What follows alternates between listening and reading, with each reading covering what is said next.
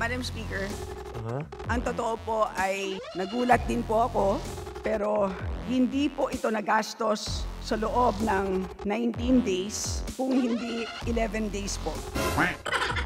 Halatang halata na po ang mga galawan, mga lodi. Sa tingin ko nga baka may rehearsal pa to eh. Nahuli na daw po ang lihim na tinatago ni VP Sara Duterte. O eto po ha, walang iyakan dito ha sa ating nabuking dito ha kay Brosas at saka kay Kimbo. Kung hindi ako nagkakamali, eto po si Kimbo may dugong bingklawan. Kitang-kita rin dyan si Risa Hontiveros, mga lodi, di ba?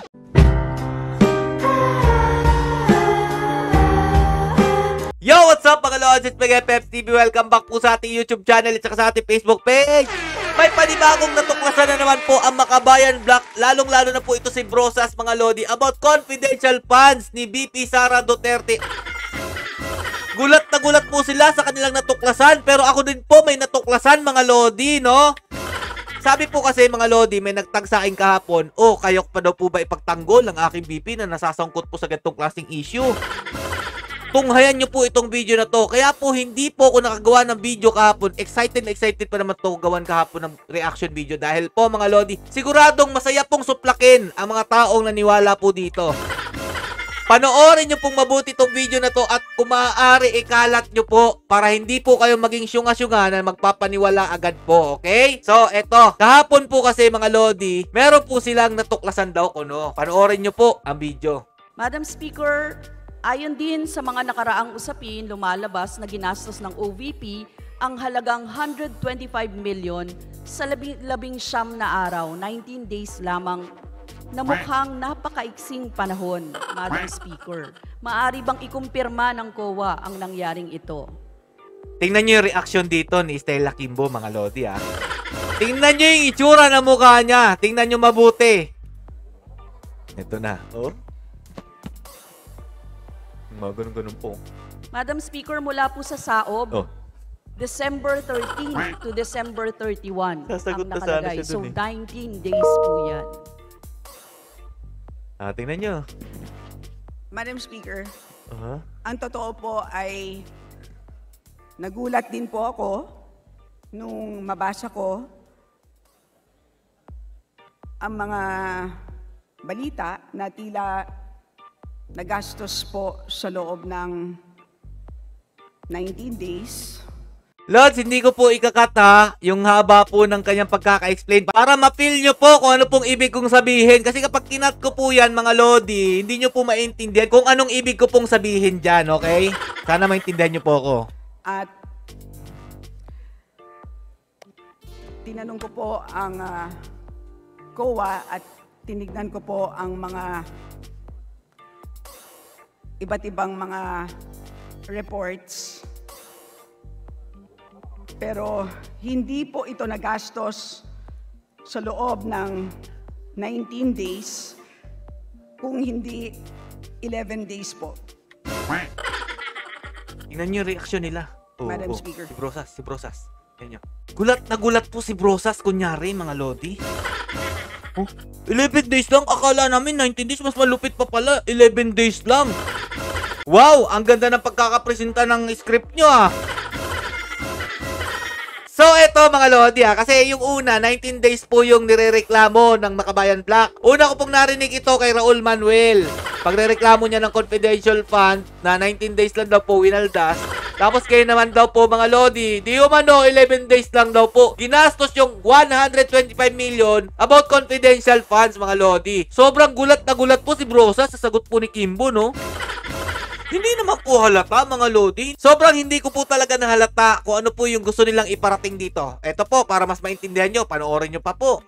Now, Madam Speaker, 11 days. Ang hirap no, isipin kasi parang kung surveillance yan, ilang reward payment po yan na aabot ng 11 million per day. Madam Speaker, medyo 11 days. Confirm ko lang, Madam Speaker, 11 days ang nakalagay. Napansin nyo ba, mga lodi? Sinabi na nga doon, paulit-ulit niya pa pong sinasabi na 11 days lang daw po ginasta yung budget ng Office of the Vice President dyan po sa confidential funds. Lilinawin ko po mga Lodi sponsor po yata ito si Kimbo dito. Pero parang mas nilalaglag niya po ang COA sa ginagawa niya. Dapat po dinedepensahan niya po ito. Pero ba't ganito, Madam Kimbo? Nilalaglag mo? Ikaw yung sponsor. Kung di ako nagkakamali dapat dinedepensahan mo. At saka dapat, bago ka humarap dyan, sigurado ka sa sagot mo, tuloy-tuloy, walang putol-putol. Diba? Yung tipong pinapabatid mo sa ating mamamayang Pilipino na, uy, nakakashock nga yan. Pansinin niyo po yung ibang hearing, mga Lodi. Yung ibang mga talakayin. Ang bilis po sumagot nitong babaeng ito. Lalong-lalo na po pag may sinusupalpal po siya dyan. Oh, tuloy natin, mga Lodi. Gulat na gulat pa kayo, Kailan po nasumite ang liquidation ng OVP sa gastusing pinag-uusapan? Ang liquidation report, Madam Speaker, ay submitted noong January 17, 2023, Madam Speaker.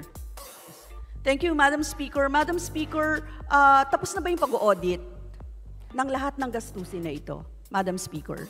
Madam Speaker, the audit is ongoing. And ngayong umaga po ay nalaman ko po this morning na ang COA po ay nakapagbigay na po ng kanilang preliminary observations sa Office of the Vice President. Sa makatulid po ay sila po ay nakapag-issue ng kanilang audit observation memorandum na po, Madam Speaker.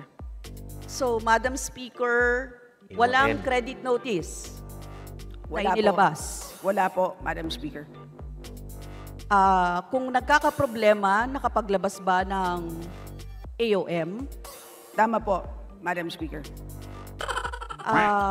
Mayroon bang mga issue o problema sa pag-audit ng gastusing ito? Ng 125 million % na 11 days ginawa. So, Madam Speaker, ulitin ko po na ongoing pa rin ang audit at ang AOM ay preliminary findings.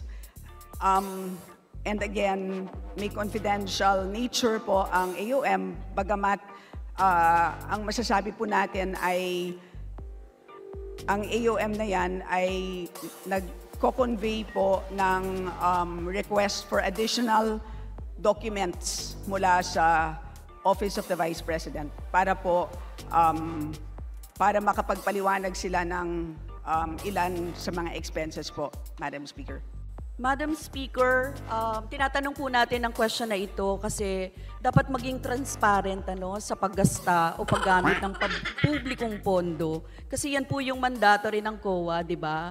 Na mai-report din nila na nagasta ng maayos yung public funds natin. Ganun din naman po yung sinabi ko sa PNP nung pinapareport ko sa NTF-ELCAC. Tapos ang binigay sa aking report, isang page lang, Madam Speaker. Hindi naman yun katanggap-tanggap, Madam Speaker. So, kailan nyo matatapos ang pag-audit ng gastusing ito, Madam Speaker? Madam Speaker, bagamat siyam lang ang tao sa ICFAO, alam ng COA na napaka-importante ng usapin ito, and they have committed to complete the audit by November 15 of this year, Madam Speaker. Tandaan nyo November 15, matatapos yung audit. Kaabang-abang to, mga Lodi. Excited na po ako dito sa ginagawa nilang pakulo. Abangan po natin yan. Thank you, Madam Speaker. November Inulit pa. 15?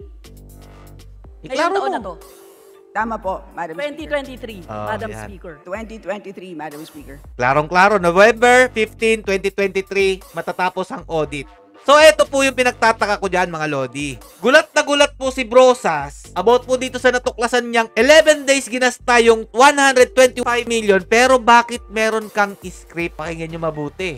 Gusto naming ipaalala, Madam Speaker, sa COA na kailangan talagang itanong, ang mga certain questions na ito para makapagbalangkas Hirapan po tayo pumasok. ng mga batas na magiging kasangkapan para bigyan daan ang lehislatura na mangalap ng impormasyon sa gayon makagawa tayo ng mabisa ng mga batas na magtutukoy kung ano ang pangangailangan para Bilis pahusayin magsalita, natin yung mga umiiral na batas ngayon. Kasi nga, scripted Magpatibay ng bago, remedial na batas kung kinakailangan. Kaya kahit na ang pagtatanong ay hindi kailangan magresulta sa anumang potential na batas. Ang patuloy po na paglilitis ng mga korte ay hindi humahadlang sa mga pagdinig sa Kongreso bilang tulong sa batas. Tama po ba? Sumasang-ayon po ba dito ang COA, Madam Speaker? Sasang-ayon yan. Yes, Madam Speaker. Kung gayon, Madam Speaker, hindi maaaring tumanggi ang COA na sabihin ang tunay na katayuan ng pag-audit sa paggasta ng OVP sa confidential fund. Magtatanong pa siya dito. Wait lang. Tatanungin ko lang muna para hindi masyado halata. Wait lang. Tanong muna tayo. Ano? Ano na? Oh. Wait lang, wait lang. Opo, hindi po tatanggi. And again, Oo. ongoing po ang ating audit at muli ine-emphasize po natin ang kanilang commitment doon po sa deadline natin na November 15, Madam Speaker. Huling-huli na. Halatang-halata na po ang mga galawan, mga lodi. Kunyari, hindi po nila alam itong nangyayaring ito. Sa tingin ko nga, baka may rehearsal pa to eh. Kung hindi lang ako nagkakamali, baka meron nga. So, eto na. Nabuking po natin, mga lodi. Na itong si Kimbo at saka si Brosas, parang drama lang po ang ginagawa nila. Wow, tuntua po yung mga pro-Lenny dyan, mga lodi. Kasi nga po, sabi nila, nahuli na daw po ang lihim na tinatago ni VP Sara Duterte. Ngayon daw po, sagutin daw po natin. O, eto na nga, sasagutin na po natin. Dahil masyado po kayong maingay dyan at tinatag nyo pa po ako na hindi ko daw po madepensahan. O, eto po walang iyakan dito sa ating nabuking dito kay Brosas at saka kay Kimbo. Bakit po nila ginagawa ito? Ito po yung sa aking obserbasyon lang naman, mga lodi. Pansinin nyo pong mabuti si Kimbo. May namumukhaan po ba kayo? O baka gusto yung iba pa pong larawan? Pakita ko po sa inyo. Nasaan si Kimbo dyan, mga lodi? Si Stella Kimbo. Pakihanap nga po. Parang mahilig siya sa kulay O sige, linawin na natin, mga lodi, para manahimik na po kayo. Kung ba't ko po nasabi, sa tingin ko, drama lang po ang pangyayaring ito. At yung iba naman po, madali pong mabilog ang utak, lalong-lalo na po, magaling po magsalita yung Makabayan Black, eto pong video na to, para talaga to sa inyo. O, eto na. May idea na kayo, mga lodi, ba't nangyayari ito? Bakit bigla sinabi na, imbis na 19 days, lalo pa pinalala, ginawang 11 days sa kanilang observation, sa kanilang nakalap na mga detalye. Nilalaglag nila si VP Sara dito, mga lodi, dahil kitang-kita naman sa ebidensya, mga lodi. Kung hindi ako nagkakamali, ito po si Kimbo, may dugong pinklawan.